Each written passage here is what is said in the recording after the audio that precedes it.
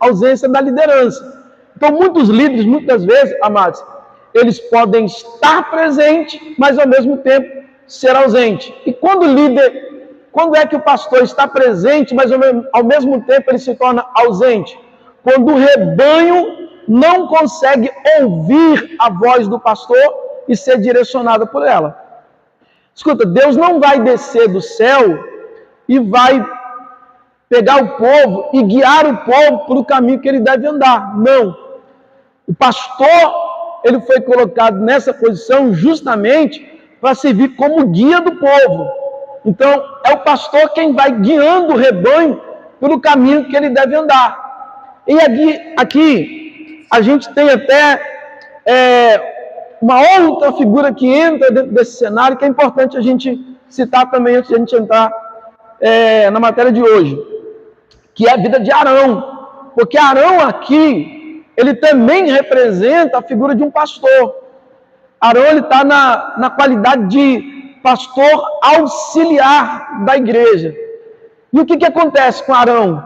Arão, quando Moisés, ele sobe para a montanha para poder falar com Deus, Arão agora ele começa a ser pressionado pelo povo. E o povo começa a dizer para Arão um monte de coisa que ele devia fazer. E aí, dominado pela pressão do povo, o que Arão faz? Ele cede. E ele constrói um bezerro para que aquele povo pudesse adorar.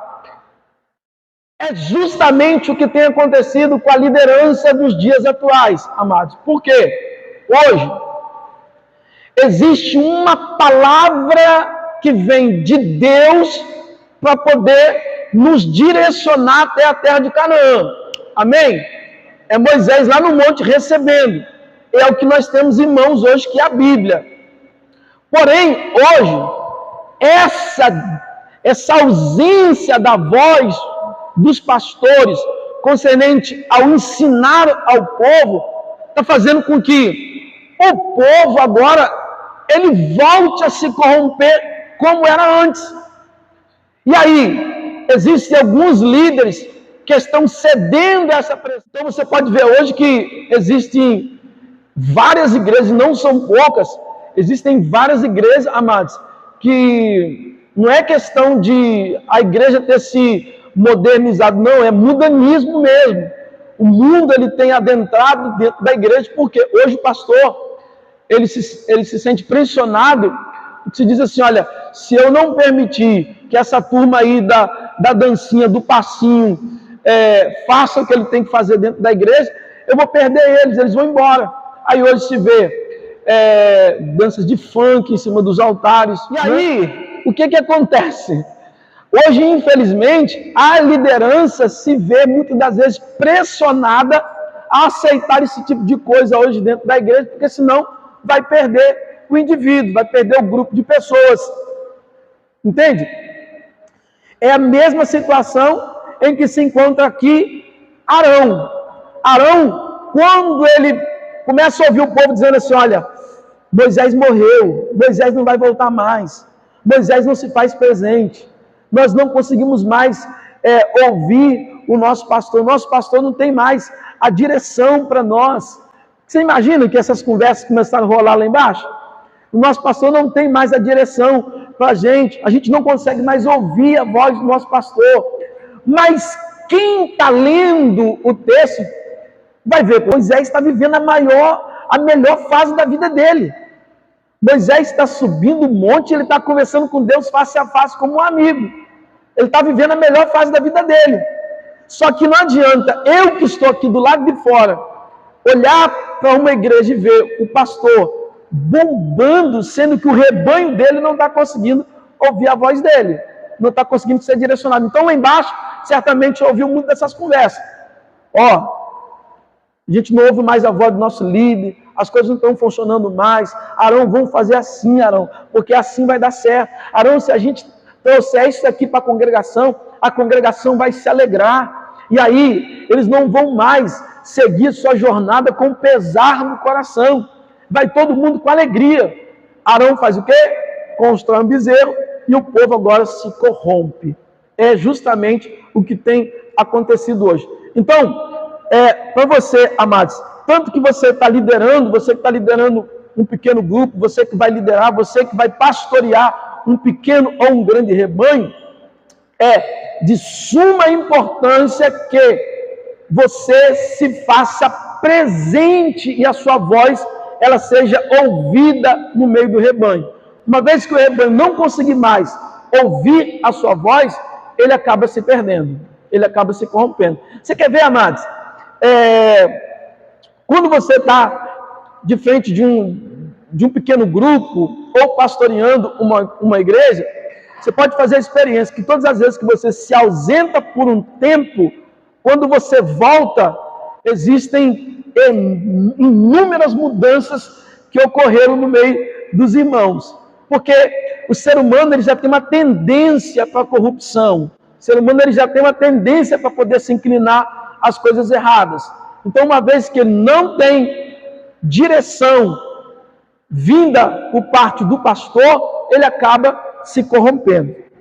Então, entenderam essa parte da ausência pastoral? O pastor não pode se fazer ausente.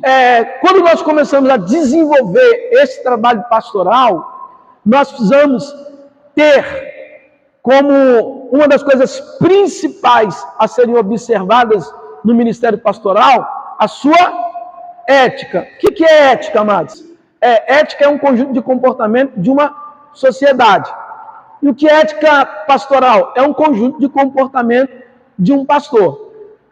Então a gente vai falar aqui hoje acerca de alguns comportamentos que envolvem a vida do pastor. Dentre os muitos trabalhos que o pastor ele realiza, aqui talvez esteja o principal, que é o aconselhamento pastoral. Lembra que eu falei na semana passada que o trabalho do pastor não pode se resumir ao púlpito. Porque, na verdade, aqui no púlpito, amados, a gente vai fazer, no máximo, 30% do trabalho que a gente tem que fazer pastoral. Mas a maior parte do trabalho que a gente desenvolve aí embaixo. É no aconselhamento, é na visitação, é no acompanhamento dos membros. Então, vamos entender como é que o pastor deve desenvolver esse trabalho de aconselhamento pastoral. Isso aqui é muito importante. Eu quero ler um texto com vocês. Porque os lábios do sacerdote devem guardar o conhecimento. Primeira coisa para que venhamos obter sucesso no aconselhamento pastoral é saber guardar aquilo que nos é trazido. O pastor, amado, é um semelhante ao padre, que aquilo que vai no confessionário para o padre, que conta para o padre tem que passar um zip assim na boca, assim, ó, e ninguém pode saber aquilo que aconteceu na vida das pessoas. Da mesma forma deve ser o pastor. Aquilo que o membro traz ao conhecimento do pastor deve ficar apenas para ele. Existe uma necessidade do povo que e da sua boca todos esperam a instrução na lei. Essa aqui é uma necessidade do rebanho. O rebanho ele tem a necessidade de receber a instrução que vem da liderança. O membro ele vai contar a sua necessidade, eu vou contar o seu problema para o pastor, porque ele sabe que do pastor vai vir uma palavra de direcionamento, vai vir uma solução. O pastor vai trazer, vai conseguir tirá-lo de dentro daquela situação, vai instruí-lo naquilo que é necessário. Então, por isso, o povo busca o sacerdote. Agora, à medida que ele busca o sacerdote, ele precisa saber guardar as informações que lhe são trazidas. Então, o pastor ele tem, amados, que ter cuidado concernente a essas coisas. O pastor não deve pregar sobre essas coisas, instruindo a igreja? Deve. Só que ele tem que ter esse cuidado no momento que ele vai transmitir esse tipo de mensagem para dentro da igreja, principalmente o pós uma conversa, um aconselhamento com o membro, para que o membro não tenha o pastor agora como um ser covarde que pegou a causa dele e que expôs diante da igreja. Hoje nós vivemos assim. Nosso tempo hoje, amados, é bênção demais. Hoje, no tempo presente, é bênção demais. Mas quem tem mais de 20 anos de cristão aqui? Mais de 20 anos. Rapaz, eu não sei se vocês pegaram, não. Mas aqui, ó, na minha época, lá no início, quando alguém pecava, sabe o que o pastor fazia? O pastor pegava o membro, trazia na frente da igreja, e na frente da igreja ele dizia: olha, irmãos, a partir de hoje, irmão fulano vai ficar de disciplina durante X tempo, porque ele pecou. E contava ainda qual era o pecado dele. Dizia: isso aqui adulterou, isso aqui roubou, isso aqui mentiu, isso aqui fez aquilo. E o irmão, amados, ele, sem saber onde é que ele enfiava, presta atenção, sem saber onde ele enfiar a cara dele, ele passava por essa humilhação diante da igreja. E muitos, desculpa, não foram poucos não, foram muitos que se desviaram do evangelho e se tornaram revoltados contra a igreja e contra a liderança. Hoje, a gente precisa entender que quando você expõe a pessoa diante da igreja, isso pode gerar processo judicial, amados. Você pode ser processado. Então, o ter cuidado em expor a pessoa que tenha cometido algum erro é primordial para um pastor. Nunca, escuta, jamais nós poderemos chegar aqui e pegar aqui o irmãozinho João ali que pecou e dizer que, irmão João, igreja, é o seguinte, o irmão João, esse abençoado aqui que vive dando problema, que vive fazendo isso e aquilo, está de disciplina. Não, amados. A gente precisa tratar isso com cuidado e zelo com a vida do membro. Então, o pastor, ele tem que saber guardar segredo. O pastor tem que saber guardar as informações. Existem pessoas que estão assentadas e que você não tem noção e nem precisa ter noção de que a pessoa está em disciplina, porque não cabe a você saber do problema ou do que o irmão fez ou deixou de fazer. A gente teve até um caso, vou falar muito nisso na matéria princípio de honra, mas a gente teve um caso que aconteceu conosco alguns anos atrás, que uma liderança nossa teve uma dificuldade e nós pegamos essa liderança e fizemos aquilo que devíamos ter feito. Aplicamos a disciplina, a liderança foi ficar sentado, só que nós não trouxemos isso para a igreja, até porque, amados, não existe a necessidade, seja você líder ou você não sendo líder, não existe a necessidade de eu te expor aquilo que você fez de errado. Passou-se mais ou menos uns 2 meses que essa liderança estava já em disciplina, alguém descobriu. Rapaz, mas foi um pandemônio dentro da igreja. Foi um pandemônio. Vieram com tudo para cima da gente. Falaram assim: por que vocês ocultaram que fulano caiu? Beltrano caiu? Por que vocês ocultaram? Você estava apoiando o pecado dessa pessoa? E nós começamos a apanhar igual pandeiro na escola de samba, amados. E pior, essa liderança que agora estava recebendo todo o cuidado da gente, começou agora, amados, a sofrer, e sofrer muito.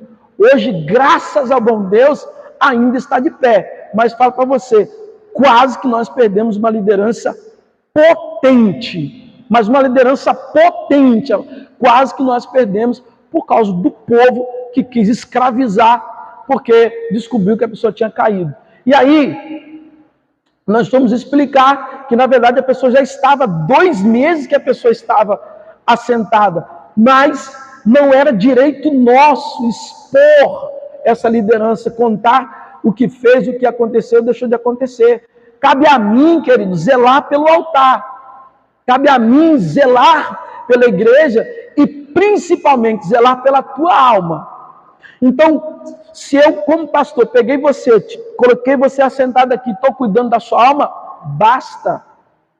o povo não tem a necessidade de saber do problema de ninguém. Como eu falei, isso gera processo. Se você difamar ou expor a vida de alguém, você pode ser processado judicialmente. O que nós estamos falando aqui, amados? Se uma situação for trazida para você dentro do escritório, deve ficar dentro do escritório e ser resolvida entre você e o membro que veio apresentar o seu problema. Então, se foi no oculto, ou seja, só entre vocês, tem que ser resolvido ali. Qual que é a diferença para uma situação que agora precisa ser resolvido em público, quando também o escândalo vem a público? Então, é necessário que o pastor dê resposta para a igreja. Por exemplo, quando acontece de uma situação vir a público, diante de toda a igreja ela vai ficar aguardando o posicionamento do pastor. E o pastor, pelo fato de a situação ter acontecido e ter vindo a público, o pastor também terá necessidade de resolver isso em público. E como que isso deve ser resolvido? Amados, não, como eu falei, a mesma regra anterior também é válida para essa questão. Não há necessidade da exposição da pessoa. Porém, a resposta que o pastor precisa dar é a seguinte: igreja, a partir de hoje, fulano estará reservado e sendo trabalhado para que haja uma restauração na sua vida. Cabe ao pastor mudar a mentalidade da igreja, porque nós fomos, amados, criados e foi enxertado dentro de nós o ensinamento de que quem pecou deve ser largado de lado. Não é assim? Nós nos alegrávamos, nós rimos, nós brincávamos, mas quando o irmão entra em dificuldade, muita gente acaba virando as costas para ele, porque nós somos criados assim. Os nossos pais nos ensinavam assim. E uma verdade dentro disso, irmãos, é que muitas vezes quando alguém desvia, sai da igreja, e a gente encontra a pessoa no meio da rua, a gente até vira a esquina, a gente vai para o outro lado, para poder não se encontrar com a pessoa, porque agora ele é um pecador, né? Porque agora ele está em iniquidade, e eu sou santo, eu não posso mais ter contato com ele. Então, nós somos criados assim. Porém, a mesma regra é válida aqui também. O pastor precisa se posicionar em público? Precisa, ele precisa dar resposta para a igreja, mas ele não precisa expor o irmão mais ainda do que ele já foi exposto. E cabe ao pastor mudar a mentalidade da igreja. Amados, alguém que caiu, alguém que teve dificuldade, não deve ser excluído, mas agora é o momento que ele precisa de receber o cuidado da igreja. É justamente nesse momento que a igreja e a liderança precisam abraçar essa pessoa para que ela não se perca, que ela se recupere mais uma vez. Amém? Então, somente em situação como essa é que necessitará que o pastor, muitas vezes, diante da igreja, diga que fulano ou beltrano vai ter que ficar em disciplina ou afastado dos trabalhos da casa de Deus. Um outro caso que o pastor deverá vir a público para poder aplicar ou colocar o seu posicionamento é em situações como, por exemplo, tem muita gente que é assim. Muita gente que é assim. Tem pessoas, amado, que elas sofrem ou passam por alguma dificuldade, que ela vem com a dificuldade, envergonhado, e procura o pastor para poder se abrir com o pastor. Mas tem outros que é diferente. Tem outros que antes de chegar no pastor, vou contar aqui, tem 1, 2, 3, 4, 5, 6, 7, 8, 20. Antes de chegar no pastor, ela já passou por 20 fileiras contando para todo mundo que ela caiu.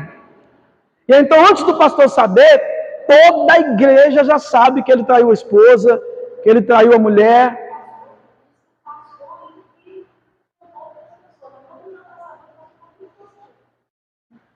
Acontece muito isso, né, de pessoas, elas mesmas se exporem, elas mesmas falar da dificuldade que elas tiveram. A visitação pastoral. Isso aqui é um dos trabalhos que cabe ao pastor estar realizando.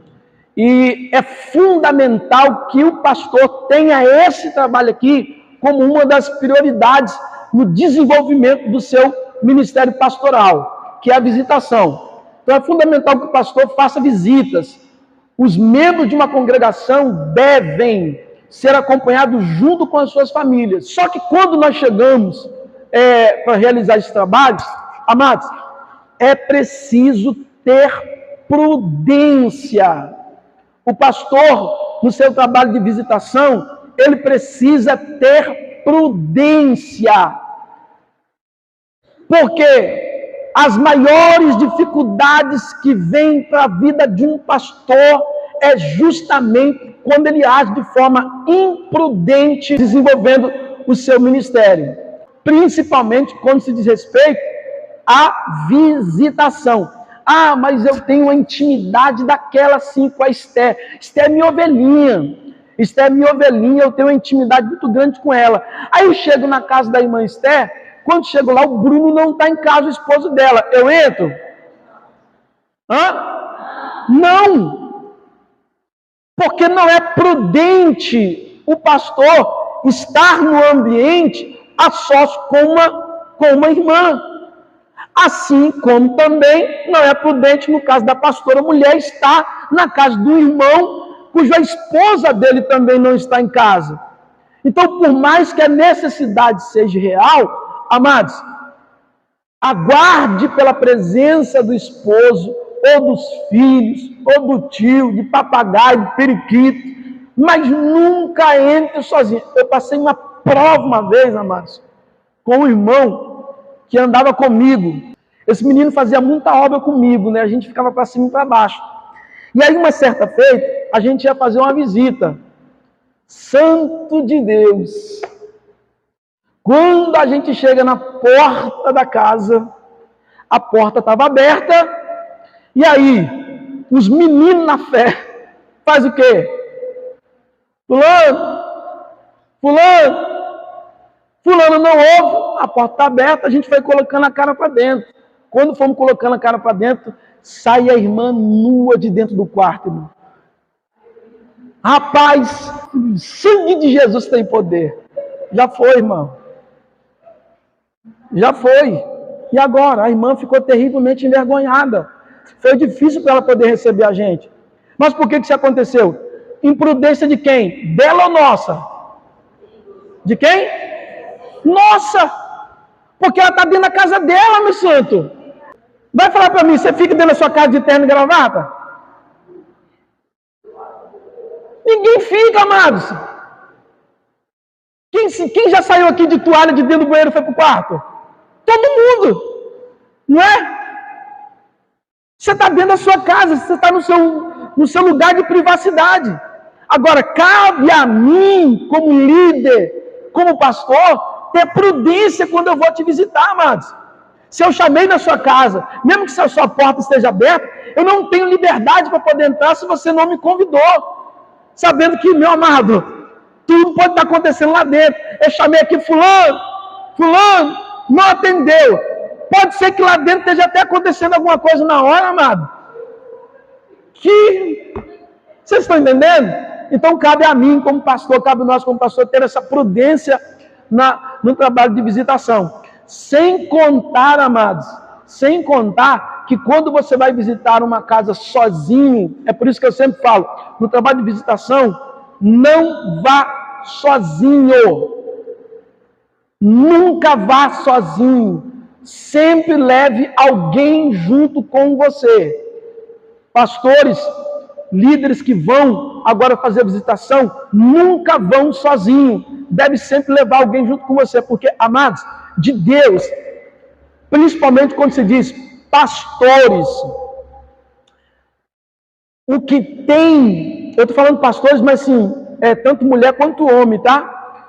O que tem de ovelhinha no meio do rebanho, amados, que fica com uma visão diferente com os pastores, você não tem noção. Já falei sobre isso, né? Os pastores não devem entrar em uma residência sozinho, onde a irmã que receberá a visita também está sozinha. É primordial que os pastores, ao saírem para visitar, estejam acompanhados de mais um irmão ou irmã.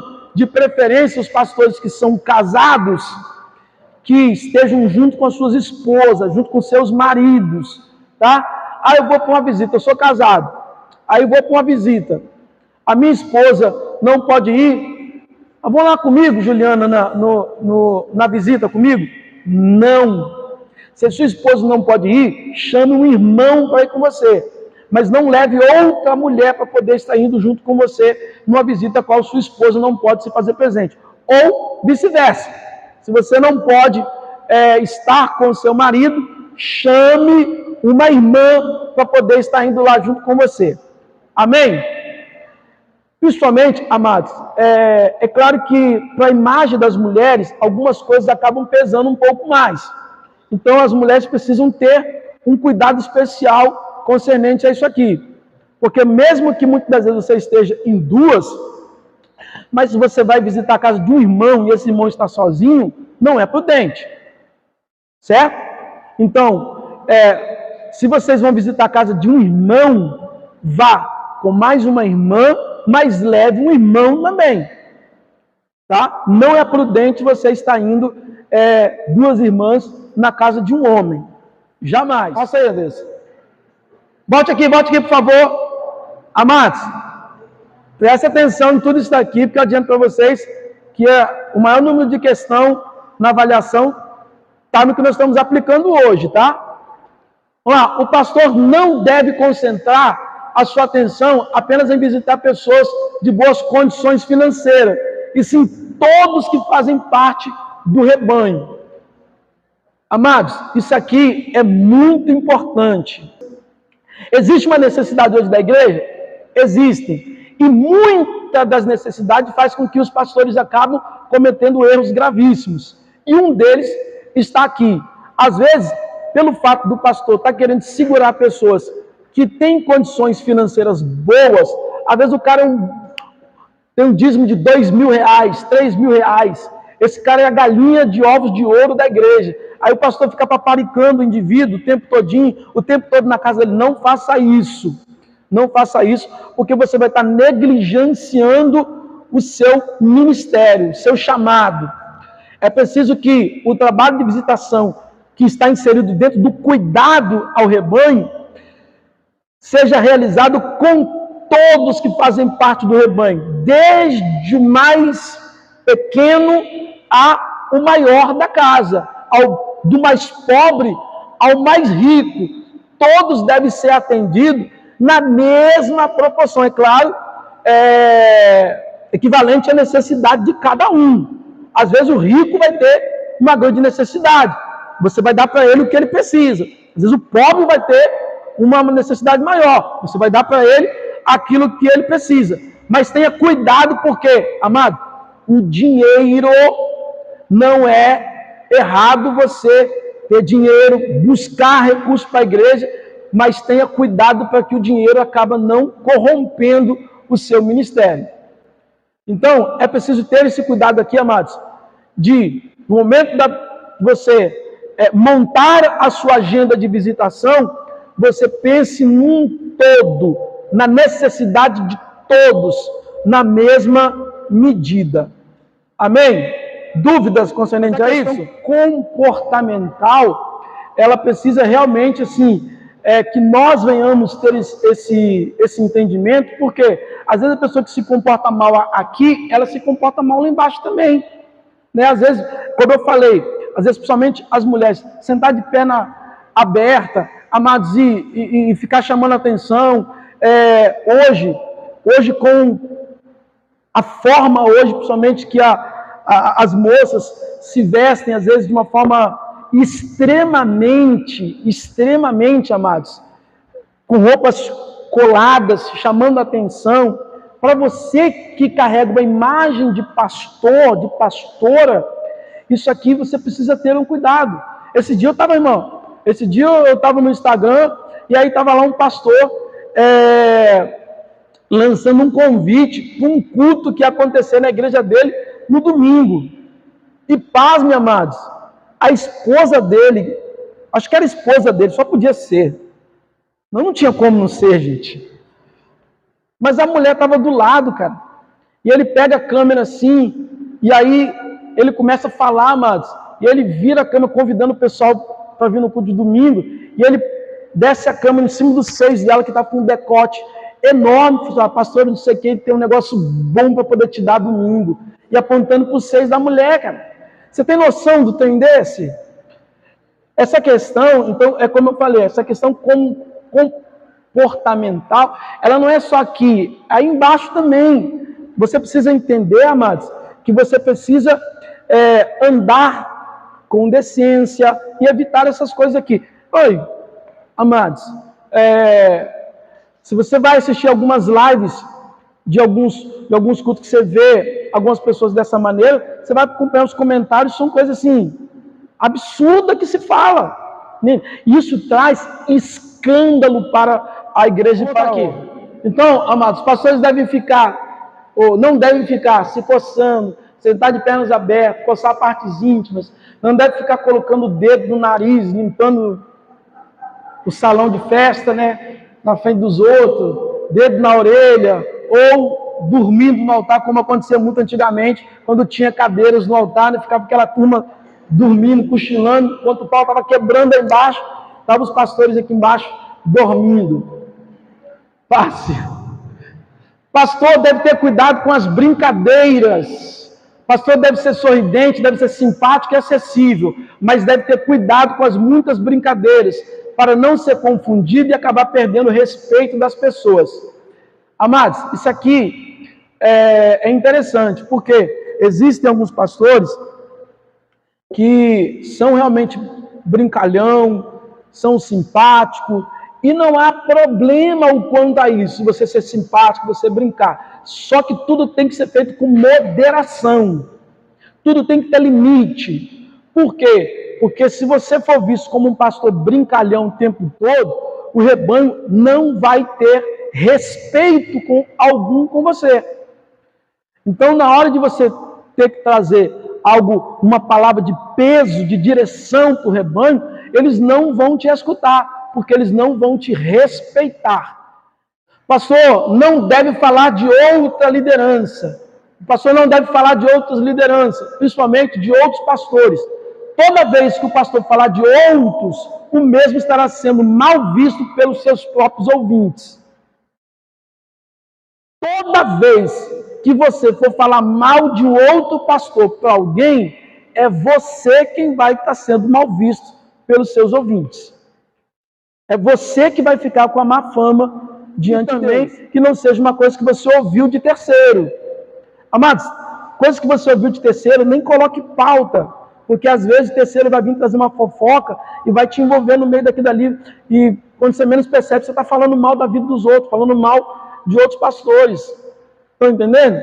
Então tenham esse cuidado. Nunca falem de outras lideranças. Cuidado com o ciúme. É natural que o rebanho vá se apegar mais ao pastor sênior do que aos auxiliares. Por isso tenha cuidado para não sofrer com o ciúme, pois o ciúme é um agente destruidor de relacionamento. Eu estou, por exemplo, com a missionária Kátia e a diaconisa Késia, que estão pastoreando lá um pequeno grupo. E aí, a diaconisa Késia, que é líder sendo do pequeno grupo, e a missionária Kátia, que auxilia. É natural que as pessoas vão se apegar mais ao líder sênior.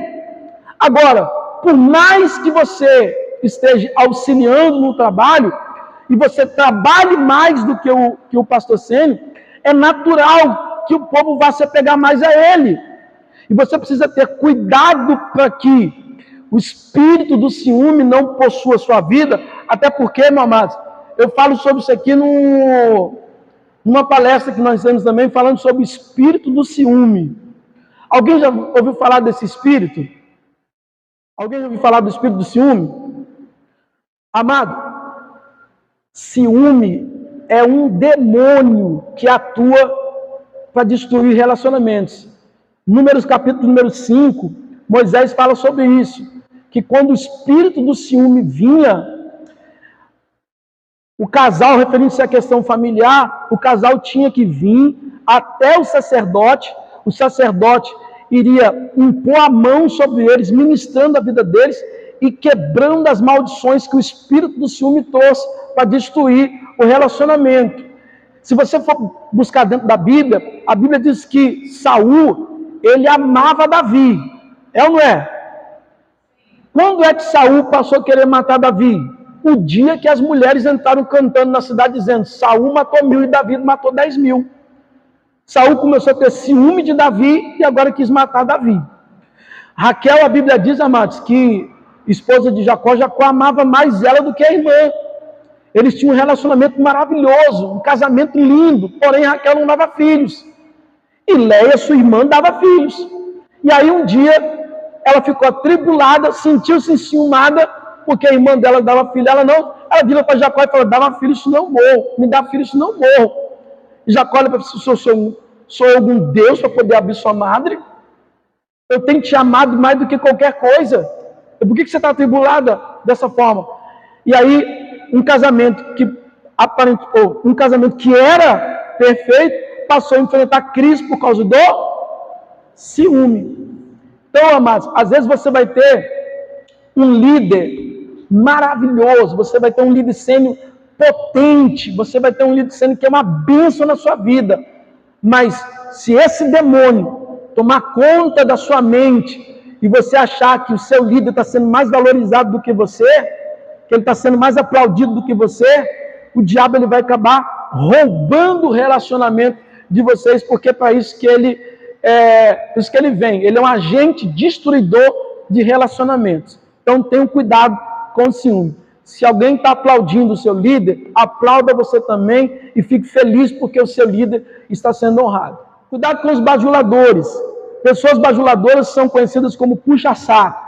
Essas pessoas ficam o tempo todo te bajulando apenas por interesse. Escuta, bajulação é diferente de honra. Tem pessoas que elas ficam puxando o saco, bajulando, porque elas têm um interesse de conseguir algo através de você. A honra, quando você faz para um líder desejando honrá-lo, você não fica esperando recompensa, mas simplesmente você faz porque você ama ver aquele líder recebendo, sendo abençoado e estando na posição que ele realmente deve estar. Então, cuidado, amados, cuidado com essas pessoas que muitas das vezes existem líderes que são tão doentes, existem líderes, pastores que são tão doentes, que ele precisa de o tempo todo alguém ficar aqui massageando o ego dele.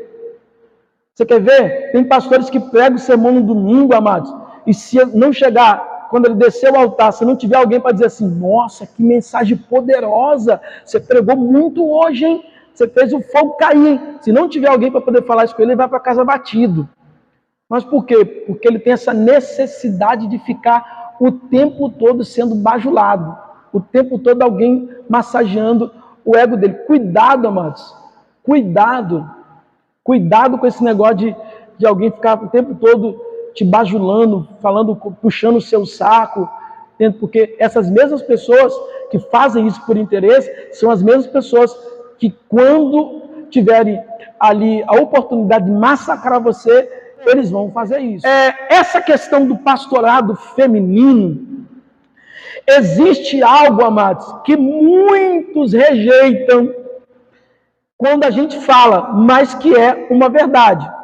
Porque a rejeição do pastorado feminino hoje é simplesmente por causa de uma mentalidade de machismo. Por quê? O que a Bíblia fala a respeito? Quando o Senhor, ele cria Adão e Eva, e ele diz que a mulher deve ser submissa ao marido, ele está referindo-se de algo de família, de casal. Mas quando ele fala da questão ministerial, ele não faz essa imposição.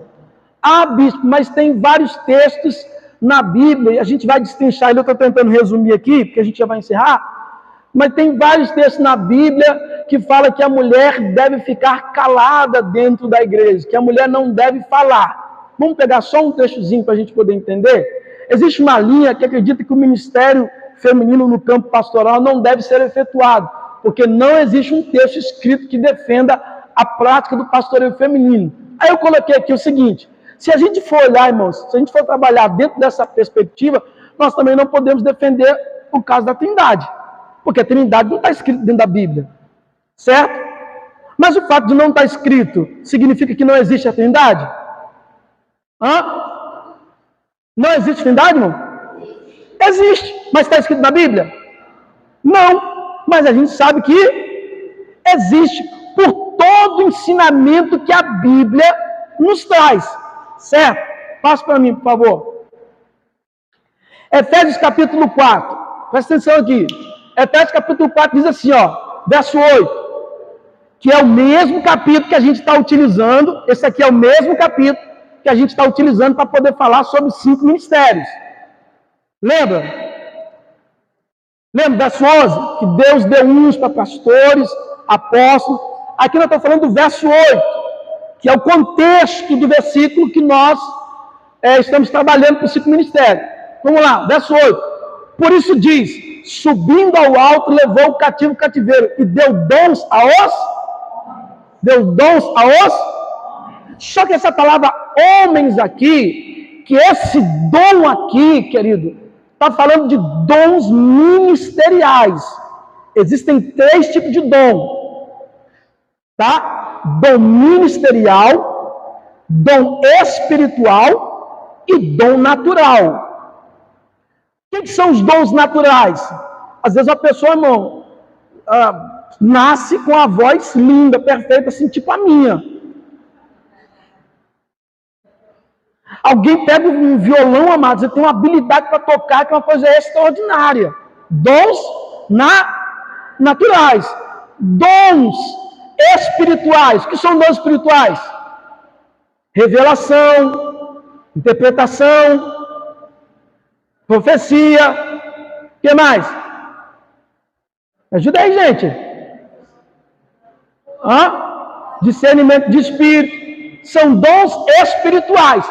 E os dons ministeriais? Dom ministerial é esse aqui, que ele vai concluir o texto no verso 11, falando que deu uns para apóstolos, pastores. Esses 5 ministérios são dons, não são cargos, são dons ministerial. Então, concluindo, já que você já entendeu até aqui, a palavra homem dentro desse texto, a qual foi dado os dons, não está se referindo a um masculino, mas no grego é antropos, que é gênero humano. Então, não define aqui o texto dizendo que é para homem, mas é um dom que foi dado aos homens, referindo-se a homem e mulher. Não permito que as mulheres ensinem aos homens, nem que tenham autoridade sobre eles. Antes, deve ouvir em silêncio. Certo? Amados, primeiro, observem bem que em todas as traduções você vai encontrar a mesma coisa. Paulo está dizendo não. Isso aqui é o quê? Trata-se de uma posição de Paulo. E por que Paulo está aplicando aqui? Paulo está falando de uma posição dele a respeito desse assunto. Assim como, se você pegar a carta lá, me dê 2 minutinhos, posso? Para concluir? Assim como lá na carta aos Coríntios, capítulo 7 e Romanos, capítulo 7, Paulo fala sobre a questão do casamento. Alguém já leu? Paulo, o que Paulo fala concernente à questão do casamento? Paulo diz o seguinte: porventura, se o homem ou a mulher for fazer um propósito de oração, não deve ser feito por muito tempo. Falando da questão da vida sexual, vocês não devem ficar afastados por muito tempo, para que o diabo não venha tentar vocês por causa da vossa continência. E Paulo vai dando uma posição dele, uma instrução pastoral. Aí quando chega no verso 10, Paulo diz assim: amados, digo, não eu, mas o Senhor, que a mulher não se aparte do marido. Se se apartar, que fique só. Então veja, Paulo, da mesma forma que ele fala aos Coríntios sobre uma posição dele, uma instrução pastoral, é a mesma coisa que ele está fazendo aqui em Corinto e também em Timóteo. E por que era feito isso, amados?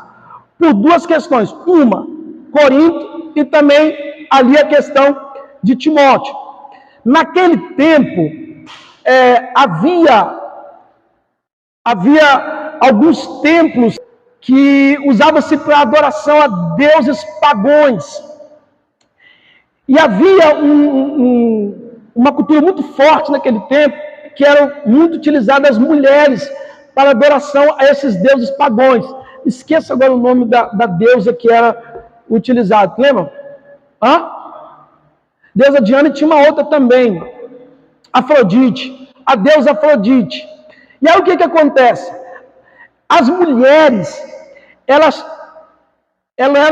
eram tidas como prostitutas cultuais.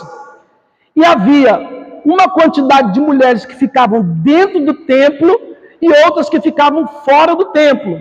Essas que ficavam dentro do templo, todas as vezes que os homens vinham se prostituir com elas, elas não eram pagas, porém os homens tinham que deixar uma oferta dentro do templo, como se fosse um pagamento à igreja por estar mantendo relações sexuais com elas.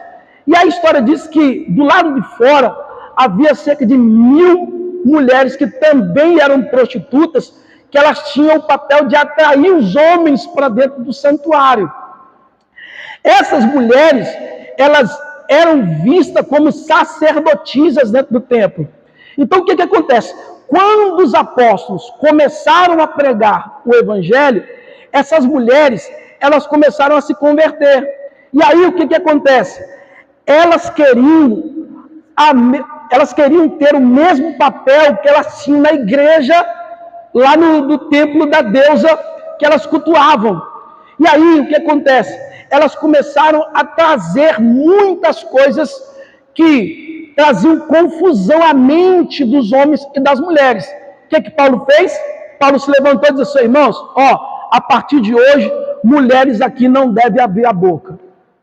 Cortou todo mundo. E ele faz isso de forma geral, para também não deixar assim, o fato, não deixar a visão de que ele estava apenas tratando era uma questão para Kátia, Julie, Ana Paula e Esther. Então ele faz algo geral para dizer: olha, a partir de hoje, mulher aqui não vai poder falar. Se você for estudar a história da igreja primitiva, você vai ver que as mulheres tiveram uma posição muito importante.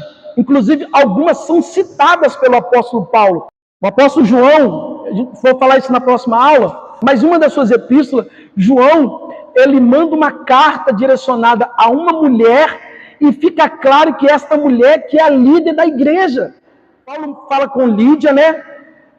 Priscila, quando ele fala de Priscila e Áquila, ele mostra claramente que a liderança da igreja que funcionava na casa deles é uma liderança conjunta, ambos tinham um papel tão importante um quanto o outro.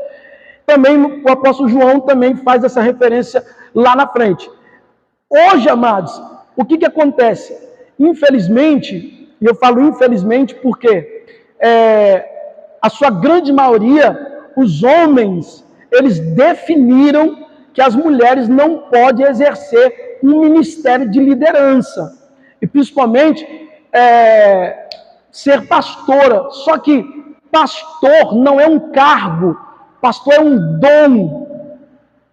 Eu poderia muito bem definir para a minha igreja que na minha igreja eu não daria cargo para pastora. Eu poderia definir isso. Só que pastor não se trata de cargo, pastor é dom.